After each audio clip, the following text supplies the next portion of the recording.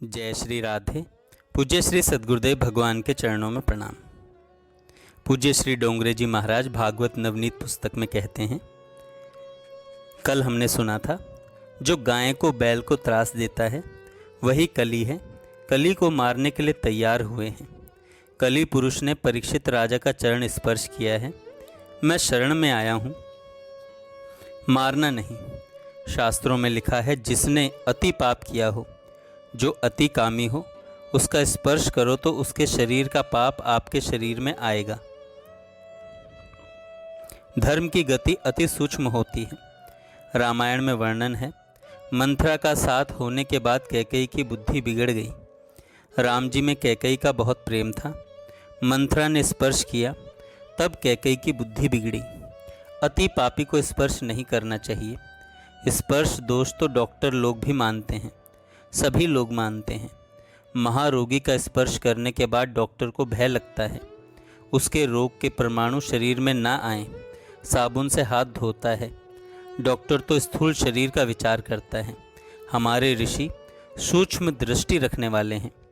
जिसका सूक्ष्म शरीर बिगड़ा हुआ है उसके स्पर्श का भी दोष मानते हैं। सभी को वंदन करो, सभी को मान दो, बिना कारण किसी का स्पर्श मत करो। आप जिसका स्पर्श करते हैं उसके शरीर के परमाणु आपके शरीर में आ जाते हैं। कभी मन को बिगाड़े नहीं तो कली पाप कराएगा नहीं। कली ने स्पर्श किया, परीक्षित की बुद्धि बिगड़ गई। राजा का धर्म है, दुष्ट को मारना ही चाहिए। जो अति पापी है उसकी हिंसा हिंसा नहीं है। अति पापी जीवित रहने पर अनेक की हिंसा करेगा। अति पापी की हिंसा अहिंसा है, राजधर्म है। परीक्षित को दया आती है। कली ने परीक्षित को स्पर्श किया है। मैं तुम्हें अब मारता नहीं हूँ, पर मेरे राज्य में रहना नहीं। कली ने प्रार्थना की है, मुझे राज्य में रहने की थोड़ी जगह दे दें। परीक्षित ने कहा, जिस घर में जुगाड़ का पैसा आए उस घर में रहना। जिस घर में बुद्धिपूर्वक किसी भी जीव की हिंसा हो वहाँ जाकर रहना। मच्छर को भी बुद्धिपूर्वक नहीं मारना चाहिए। आप जिस जीव को बुद्धिपूर्वक मारोगे वह जीव दूसरे जन्म में आपको मारने के लिए आएगा।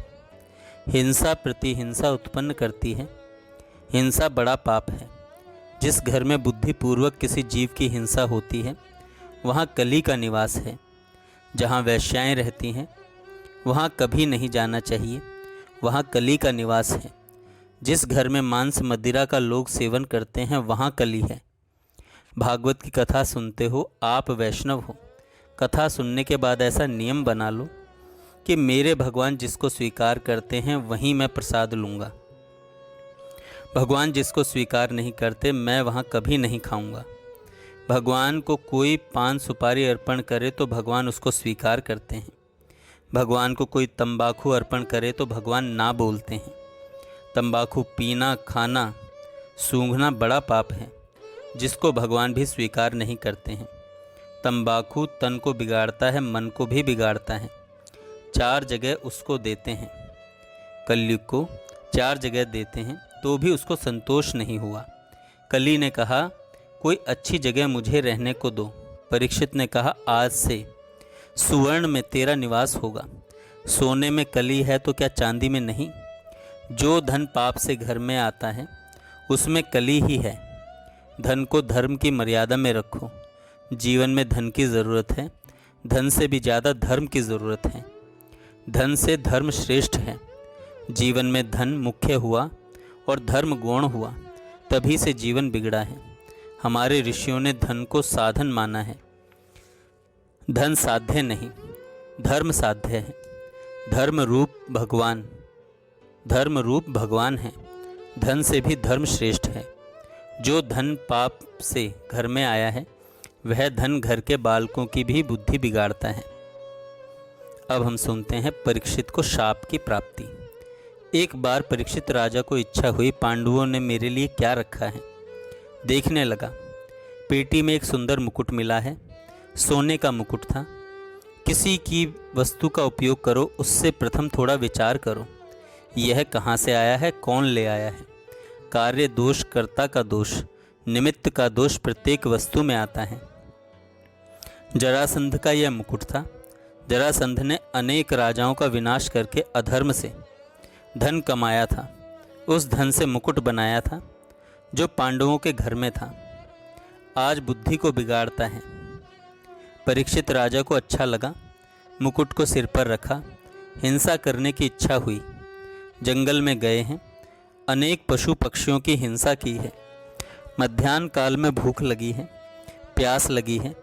घूमते हुए शमीक ऋषि के आश्रम में गए हैं।